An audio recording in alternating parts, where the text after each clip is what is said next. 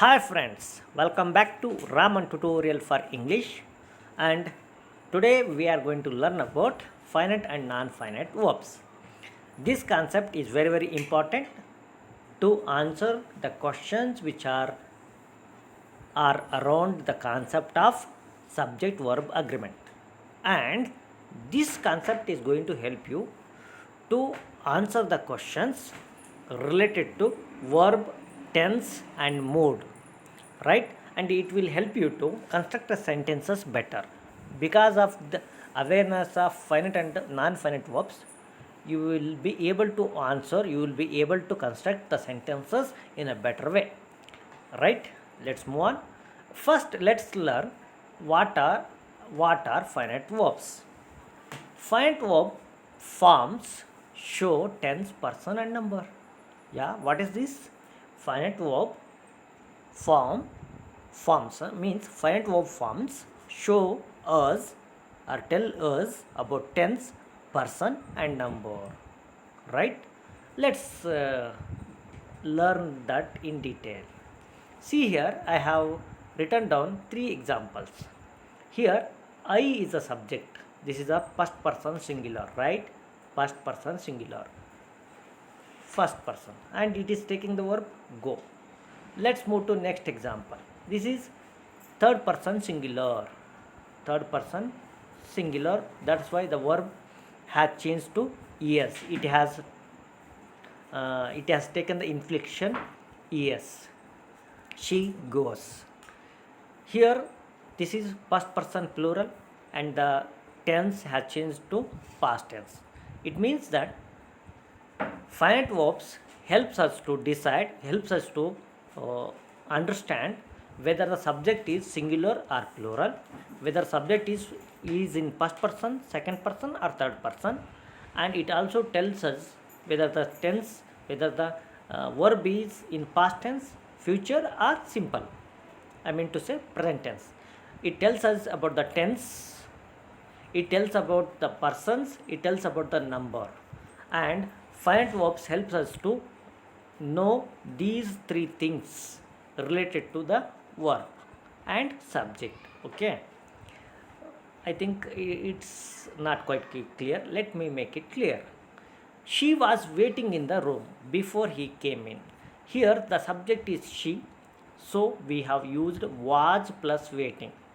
Here we have used was because the subject is third person singular and the sentence is in past tense. If it is in present tense, we might have used is, right?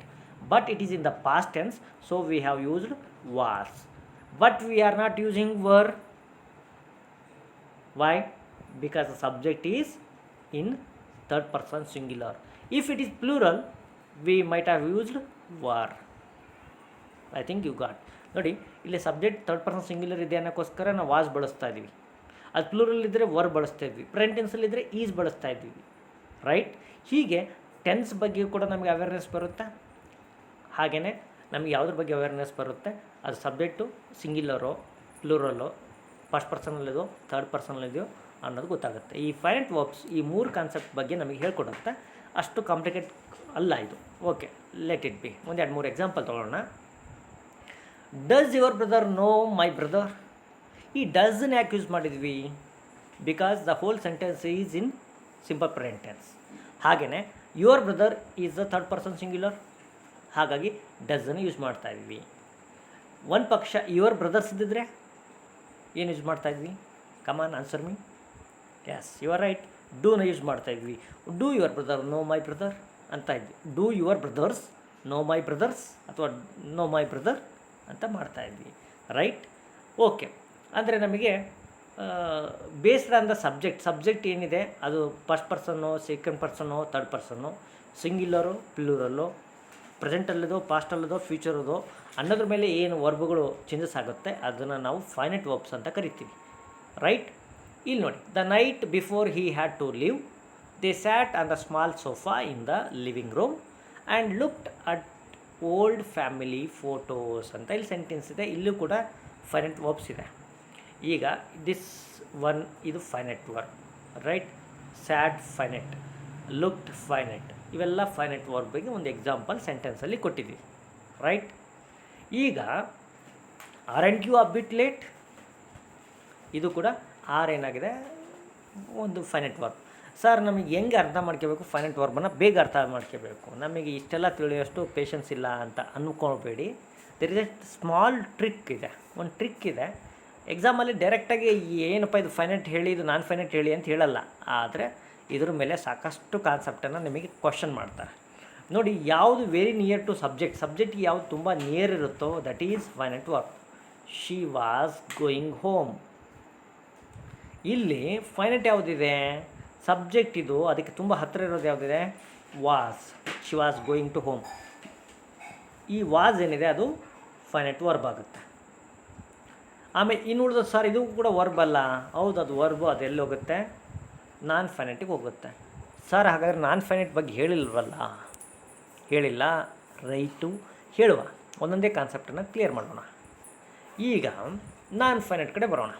ಅಂದರೆ ಗೊತ್ತಾಯ್ತಲ್ಲ, finite verb ಏನಿರುತ್ತೆ, ಯಾವ verb subject ಹತ್ತಿರ ಇರುತ್ತೆ, very near to subject, that verb is finite verb. ಒಂದು easy trick. ಈಗ non finite verbs they play vital roles and they are very complicate things to learn. ಯಾಕೆ ಅನ್ನೋದನ್ನು ನೋಡೋಣ. Non finite verbs forms do not show tense, person or number. They don't tell you about the tense, person and number. They remain constant. ಅವು subject ಏನೇ change ಆಗಲಿ, they don't change. Subject singular ಆದರೂ change ಆಗೋಲ್ಲ, plural ಆದರೂ change ಆಗೋಲ್ಲ, ಹಾಗೆ number change ಆಗೋಲ್ಲ, tense ಯಾವುದರಲ್ಲಿದ್ದರೂ ಹಾಗೇ ಇರುತ್ತೆ. They remain constant. ಅವುಗಳನ್ನು ನಾವು ನಾನ್ ಫೈನೈಟ್ ವರ್ಬ್ಸ್ ಅಂತ ಹೇಳ್ತೀವಿ. ಹಾಗಾದ್ರೆ ನಾನ್ ಫೈನೈಟ್ ವರ್ಬ್ಸಲ್ಲಿ ಯಾವ್ಯಾವೆಲ್ಲ ಬರುತ್ತೆ ಅಂತ ಬಂದಾಗ ಇನ್ಫಿನಿಟಿವ್ಸ್ ಬರುತ್ತೆ. ಇನ್ಫಿನಿಟಿವ್ಸ್ ಅಂದರೆ ಏನು ನೋಡಿ, there are 2 kinds of infinitives ಇದೆ. Bare infinitive and full infinitive ಅಂತ ಎರಡಿದೆ. ಬೇರ್ ಇನ್ಫಿನಿಟಿವ್ ಅಂದರೆ ಏನು ಅಂತ ನಾನು ಹೇಳ್ತೀನಿ. ಬೇರ್ ಇನ್ಫಿನಿಟಿವ್ ಅಂತಂದರೆ ಇದು ಗೋ ಈಸ್ ಎ ಬೇರ್ ಇನ್ಫಿನಿಟಿವ್, ಇದ್ರ ಹಿಂದ್ಗಡೆ ಟು ಇಲ್ಲ. ಇದು ಫುಲ್ ಇನ್ಫಿನಿಟಿವ್, ಟು ಗೋ ಇದೆ. To go is a full infinitive, go is a bare infinitive. Infinitive ಅಂದರೆ ಕನ್ನಡದಲ್ಲಿದೆ, ದೇರ್ ಇಸ್ ಎ ಕಾನ್ಸೆಪ್ಟ್ ಧಾತು, ಕ್ರಿಯಾಪದದ ಮೂಲ ರೂಪ ಧಾತು, ಹಾಗೆಯೇ ಇದಕ್ಕೆ ಇನ್ಫಿನಿಟಿವ್ ಅಂತ ಹೇಳ್ತಾರೆ. ಬೇರ್ ಅಂತಂದರೆ ಅದರ ಹಿಂದ್ಗಡೆ ಟು ತಗೊಳಲ್ಲ, ಫುಲ್ ಇನ್ಫಿನಿಟಿವ್ ಅಲ್ಲಿ ಕಾಣುತ್ತೆ. ನಾವು ಅಂಡರ್ಸ್ಟ್ಯಾಂಡ್ ಮಾಡ್ಕೋಬೇಕಿದ್ದು ಬೇರ್ ಇನ್ಫಿನಿಟಿವ್ ಸರ್ ಗೊತ್ತೇ ಆಗಲ್ಲ, ಎರಡೂ ಬಂದಾಗ ಪ್ರೆಸೆಂಟ್ ಟೆನ್ಸಲ್ಲಿ ಹಾಗೆ ಇದೆ, ಇದು ಹಾಗೆ ಇದೆ ಅಂದರೆ ಹೇಗೆ, ಲೆಟ್ಸ್ ಸಿ, ಅದ್ರ ಬಗ್ಗೆ ನೋಡೋಣ. ರೈಟ್. ಈಗ ಮುಂದೆ ಹೋಗೋಣ. ING ಫಾರ್ಮ್ಸ್, ಇನ್ಫಿನಿಟಿವ್ಸ್ ನಮಗೆ ಗೊತ್ತಾಯಿತು, ನಾನ್ ಫೈನೈಟ್ ವರ್ಬ್ಸ್ ಅಂತ. ಹಾಗೆ ING ಫಾರ್ಮ್ಸ್, ING ಫಾರ್ಮ್ಸ್ ಏನಿದೆ ಅವೆಲ್ಲ ING ಫಾರ್ಮ್ ಮತ್ತು ED ಫಾರ್ಮ್ಸ್. ED ಅಂದರೆ ಪಾಸ್ಟ್ ಪಾರ್ಟಿಸಿಪಲ್ ಫಾರ್ಮ್ಸ್ ಏನಿದೆ, ಇವು ಕೂಡ ಪ್ರೆಸೆಂಟ್ ಪಾರ್ಟಿಸಿಪಲ್ಸ್ ಮತ್ತು ಪಾಸ್ಟ್ ಪಾರ್ಟಿಸಿಪಲ್ಸ್ ಇವೆರಡೂ ಕೂಡ ನಾನ್ ಫೈನೈಟ್ ವರ್ಬಲ್ಲಿ ಬರುತ್ತೆ. ಅಂದರೆ ಏನು, ಈ ಗೋಯಿಂಗ್ ಇದೆ, ಇದು ಪ್ರೆಸೆಂಟ್ ಪಾರ್ಟಿಸಿಪಲ್, ರೈಟ್. ಗಾನ್ ಏನಿದೆ, ಇದು ಪಾಸ್ಟ್ ಪಾರ್ಟಿಸಿಪಲ್. ಇವೆರಡೂ ಕೂಡ non finite verbs, they are non finite verb, ಅವು ನಾನ್ ಫೈನೈಟ್ ವರ್ಬ್ಸ್ ಇದೆ, ರೈಟ್. ಹಾಗಾದರೆ ಈಗ ಮತ್ತೆ ಹೋಗೋಣ. She tiptoed round the house so as not to wake anyone. She tiptoed round the house, ಮನೆಯನ್ನು ಅವಳೇನು ಮಾಡ್ತಾಳೆ, ಶಿ ಟಿಪ್ ಟೋಡ್, ಒಂದು ಮನೆಯನ್ನು ಸುತ್ತ ಹರ್ಕೊಂಡು ಹೋಗ್ತಾಳೆ. ಯಾಕೆ ಅಂದರೆ she went from the back ಡೋರಿಂದ ಹೋಗ್ತಾಳೆ.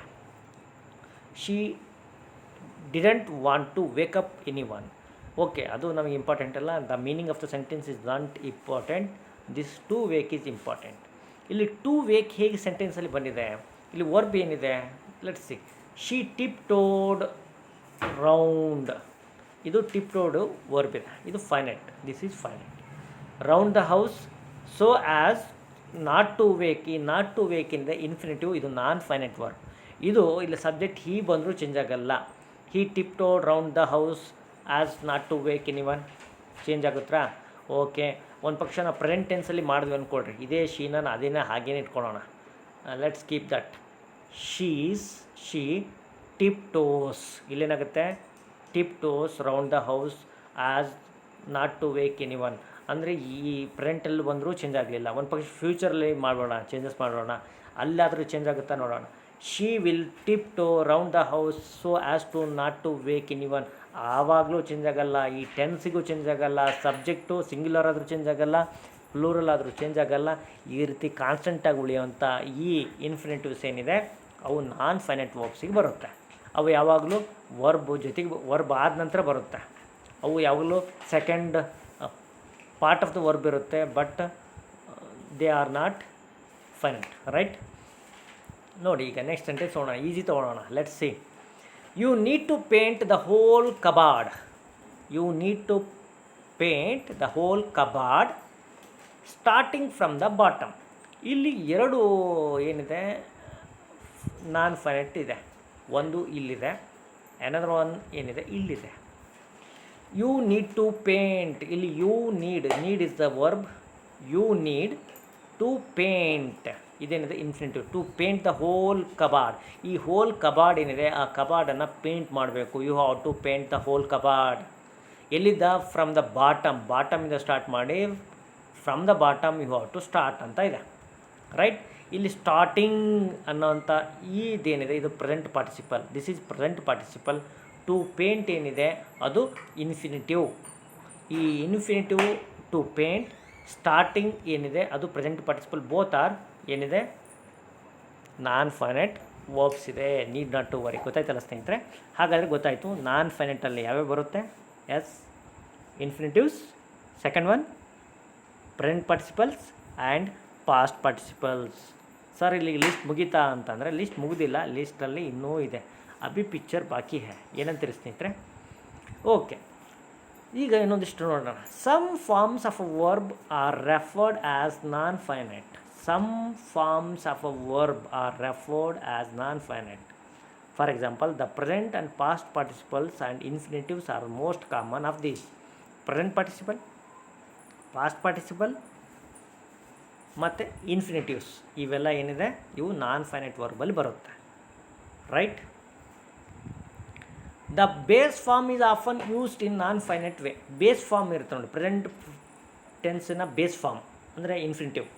ಹಾಗೆ ಅದು ಏನಿರುತ್ತೆ ಅದು ಯಾವಾಗಲೂ ನಾನ್ ಫೈನೈಟ್ ಆಗಿ ಯೂಸ್ ಆಗುತ್ತೆ. Every verb can be used in a clause in either a finite or non finite. ಎಲ್ಲ ವರ್ಬನ್ನು ಫೈನೈಟ್ ಮತ್ತು ನಾನ್ ಫೈನೈಟ್ ಎರಡಾಗಿ ಎಲ್ಲ ವರ್ಬನ್ನು ಯೂಸ್ ಮಾಡ್ಬೋದು ನಾವು. That's the beauty of the English language ಅಂತಂದರೆ you can play with the words like you play with your pawns, or like with a ball, or you play with with a racket, right. ಹಿಂಗೆ ಆಟ ಆಡ್ಬೋದು. ಆಟ ಆಡೋಕ್ಕೆ ಬಂದವರಿಗೆ it's very easy game, right. A verb is a finite if it is found in a clause in combination with a subject and a tense. ಇಲ್ಲಿ rule ಇದೆ ನೋಡಿ. ಆ verb is finite. Verb finite ಯಾವಾಗ? It is found in a clause. ಒಂದು sentence ಕ್ಲಾಸಲ್ಲಿ ಇದೆ, subject ಮತ್ತು ಟೆನ್ಸಲ್ಲಿ ಬಂದಿದೆ. ಅದು ಸಬ್ಜೆಕ್ಟ್ ಟೆನ್ಸಲ್ಲಿ ಬಂದಿದೆ, ಅದೇನಿದೆ ಅದು finite. For example, I walked home.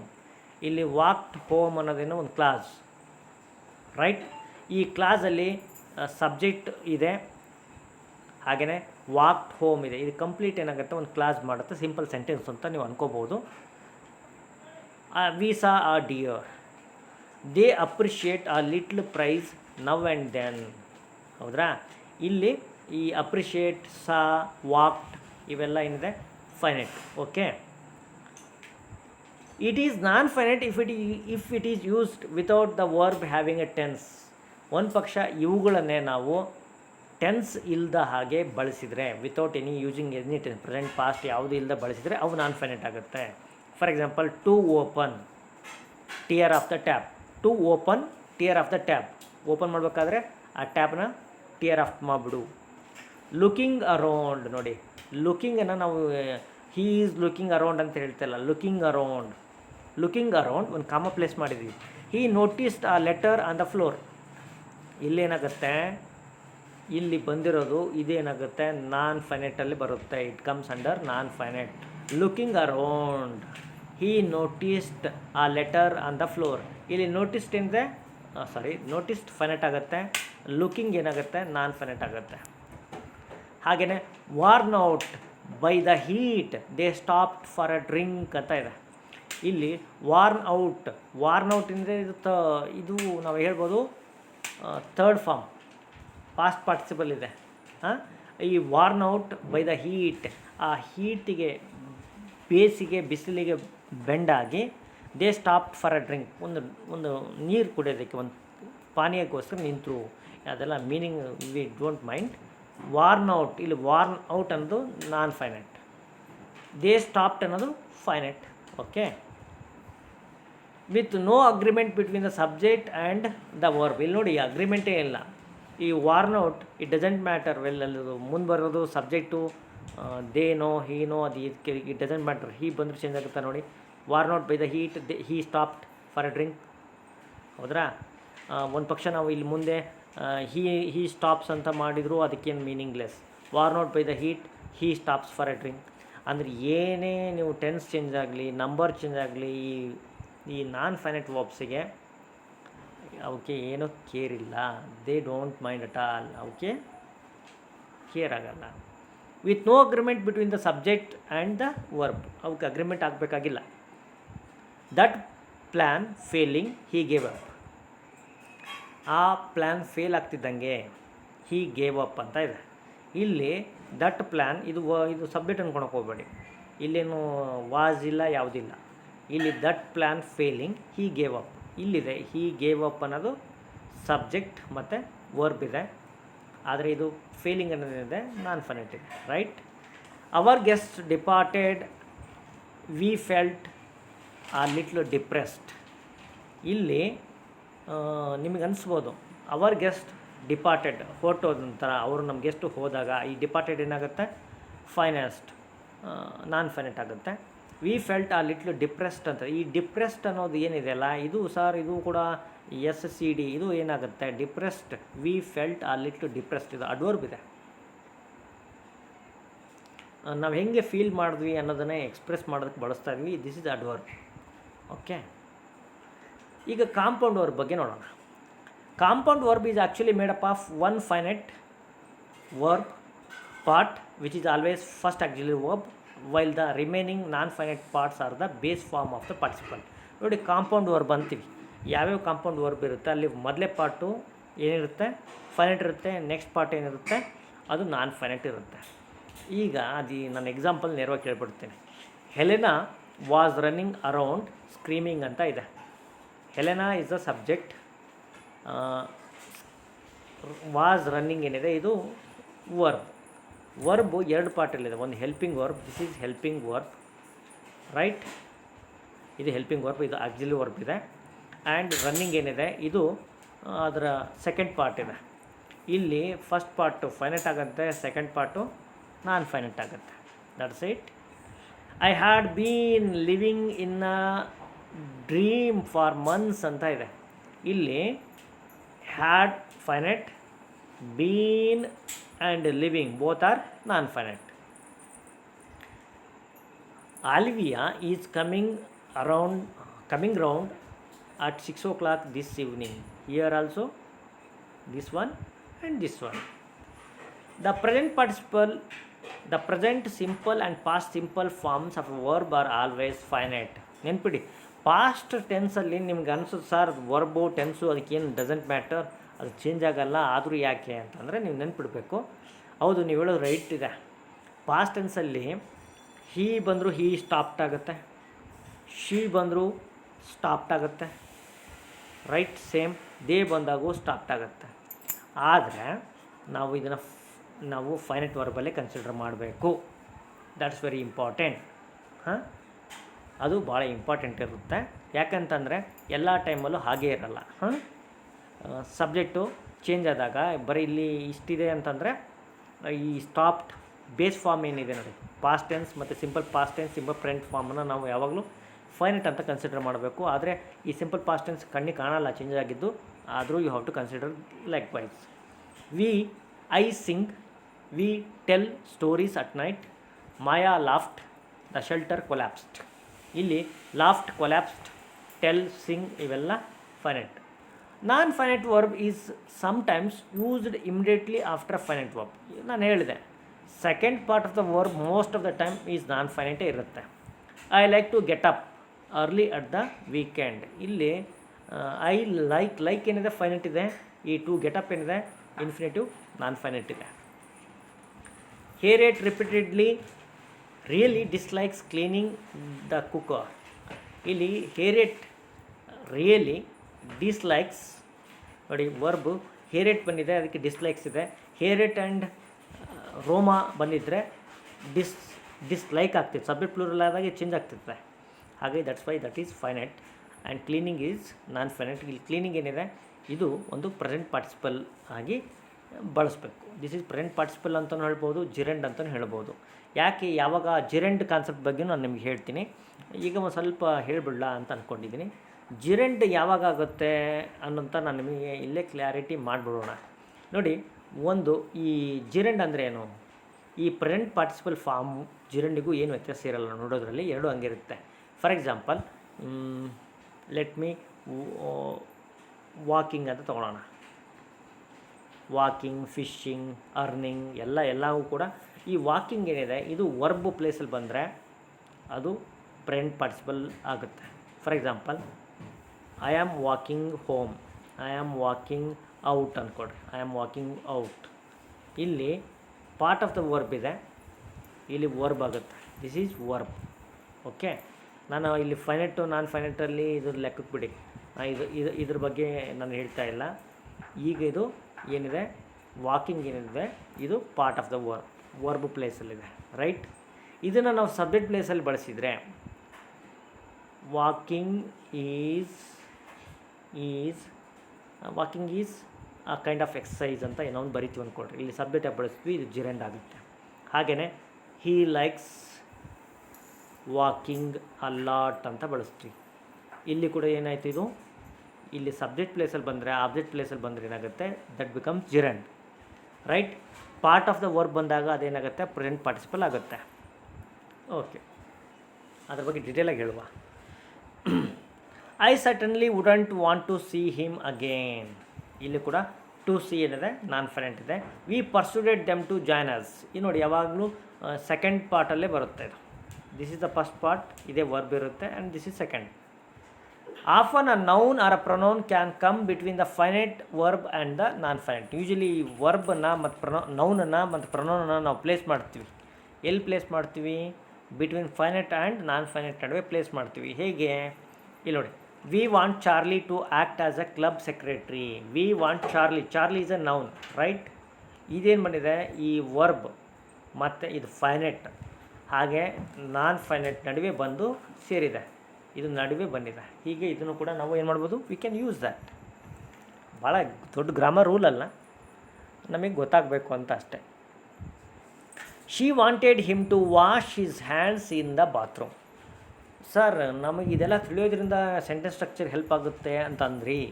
ನೋಡಿ, ಸಿಂಪಲ್ ಸೆಂಟೆನ್ಸನ್ನು you are constructing simple sentence. She wanted him, right. ಆವಾಗ to wash his hands where in the bathroom, you are constructing a complex sentence. ಇದು ಈ ರೀತಿ ನೀವೇನು ಮಾಡಬೇಕಾಗತ್ತೆ, ಕಾಂಪ್ಲೆಕ್ಸ್ ಸೆಂಟೆನ್ಸ್, ಸಿಂಪಲ್ ಸೆಂಟೆನ್ಸನ್ನು ಕೊಟ್ಟು ಅದನ್ನು ಕಾಂಪ್ಲೆಕ್ಸ್ ಮಾಡಿ ಅಂತ ಹೇಳ್ತಾರೆ, ರೈಟ್. ಅಂಥ ಟೈಮಲ್ಲಿ ಈ ಕಾಂಪ್ಲೆಕ್ಸ್ ಸೆಂಟೆನ್ಸ್ ಮಾಡೋದಕ್ಕೆ ಈ ಇನ್ಫಿನಿಟಿವ್ ಫಾರ್ಮ್ ಬಗ್ಗೆ ನಿಮಗೆ ನಾಲೆಜ್ ವೆರಿ ವೆರಿ ಇಂಪಾರ್ಟೆಂಟ್. ಇಲ್ಲಿ 1 ಮಾರ್ಕ್ಸ್ ಅಡಗಿದೆ, 2 ಮಾರ್ಕ್ಸ್ ಒಳಗಡೆ ಬಂದಿದೆ. ಹಾಗೆಯೇ I don't like you cleaning your boots over the sink ಅಂತ ಇದೆ. ಈ ಸೆಕೆಂಡ್ ಎಕ್ಸಾಂಪಲ್ ನೋಡಿದಾಗ I don't like you what doing cleaning your boots ಅಂದರೆ ನಾನ್ ಫೈನೈಟ್ ಇದೆ. ವೆನ್ ದ ಸೆಕೆಂಡ್ ವರ್ಬ್ ನೀವು ನೋಡಿದ್ರಲ್ಲ ING, ನಿಮಗೆ ಅಷ್ಟು ಕ್ಲಾರಿಟಿ ಸಿಗಲಿಲ್ಲ. ಫಸ್ಟ್ರಲ್ಲಿ ಬೇಗ ಕ್ಲಾರಿಟಿ ಸಿಕ್ತು, ಈ ಕೆಲವು ಟೈಮ್ ಆಗುತ್ತೆ, ಆದರೂ ಕೂಡ ಎಲ್ಲದನ್ನು ಕನ್ಸಿಡರ್ ಮಾಡಬೇಕಾಗತ್ತೆ. Both sentence below are acceptable. ಮೇಲ್ಗಡೆ ಇರೋ ಎರಡೂ ಕೂಡ ಅಕ್ಸೆಪ್ಟೇಬಲ್. ನೋಡಿ, in the second sentence the ING form is used as a verbal noun ಆಗಿ ನಾವು ವರ್ಬಲ್ ನೌನ್ ಆಗಿ ಬಳಸ್ತೀವಿ, ಅಂದರೆ ಜಿರೆಂಡ್ ಆಗಿ ಬಳಸ್ತೀವಿ. ವರ್ಬಲ್ ನೌನ್ ಅಂದ್ರೇನು, ಜಿರೆಂಡ್ ಅಂದ್ರೇನು, both are right. She didn't like him cleaning his boots over the sink. She didn't like his cleaning his boots over the sink. ಏನಿದೆ ಮೀನಿಂಗ್ ನೋಡೋಣ. Okay, she didn't like his cleaning his boots over the sink ಅಂತ ಇದೆ. ಇಲ್ಲಿ ನೀವು ನೋಡ್ಬೋದು, you can see that first ಸೆಂಟೆನ್ಸಲ್ಲೂ same meaning, second sentence same meaning. ಆದರೆ ಸ್ವಲ್ಪ ನಾವೇನು ಮಾಡಿದ್ವಿ, ಬಳಸೋ ರೀತಿ ಬದಲು ಮಾಡಿದ್ವಿ. She didn't like him cleaning his boots over the sink ಅಂತ ಬಳಸಿದ್ವಿ. ಇಲ್ಲಿ ನೇರವಾಗಿ ಅರ್ಥ ಆಗುತ್ತೆ. ಸೆಕೆಂಡಲ್ಲಿ she didn't like his cleaning, ಅವನು ಮಾಡಿದ ಕ್ಲೀನಿಂಗ್ ಇಷ್ಟ ಆಗಿಲ್ಲ. His boots over the sink ಮೇಲೆ ಅವನು ಕ್ಲೀನ್ ಏನು ಮಾಡ್ದ ಅದು ಅವಳಿಗೆ ಇಷ್ಟ ಆಗಿಲ್ಲ, ಅಂದರೆ ಅವನು ಕ್ಲೀನಿಂಗ್ ಸ್ಟೈಲ್ ಇಷ್ಟ ಆಗಿಲ್ಲ. ಮೇಲ್ಗಡೆ ಅವನು ಬೂಟ್ ಮಾಡಿದ ಕ್ಲೀನೇ ಇಷ್ಟ ಆಗಿಲ್ಲ. ಹೀಗೆ ಮೀನಿಂಗ್ ಏನಾಗುತ್ತೆ, ಸ್ವಲ್ಪ ಚೇಂಜಸ್ ಆಗುತ್ತೆ. ಇಂಥ ಸೆಂಟೆನ್ಸನ್ನು ಕೊಟ್ಟು ನಿಮಗೆ 4 ಆಪ್ಷನ್ಸ್ ಕೊಡ್ತಾರೆ. ಜಡ್ಜ್ ದ ರೈಟ್ ಮೀನಿಂಗ್ ಅಂತಲೂ ಕೂಡ ಕೊಡ್ತಾರೆ. ಅಂಥ ಕೇಸಲ್ಲಿ ನೋಡಿ, ನಾನು ಹೇಳಿದೆ ನೇರವಾಗಿ ಇಂಥ ಕಾನ್ಸೆಪ್ಟನ್ನು ನಾವು ನೇರವಾಗಿ ಇದೇ ಎಕ್ಸಾಂಪಲ್ ತೊಗೊಳ್ಳಿ ಅಂತ ಹೇಳೋದು ಕಷ್ಟ. ಇಂಥ concept awareness very very important. Next ಕ್ಲಾಸಲ್ಲಿ ಮತ್ತೆ ನಾನು ನಿಮಗೆ ಇನ್ ಡೀಟೇಲ್ ಆಗಿ ನಾನು ಇನ್ಫಿನಿಟಿವ್ಸ್ ಬಗ್ಗೆ ಹೇಳ್ತೀನಿ. Let's move on. Okay, thank you.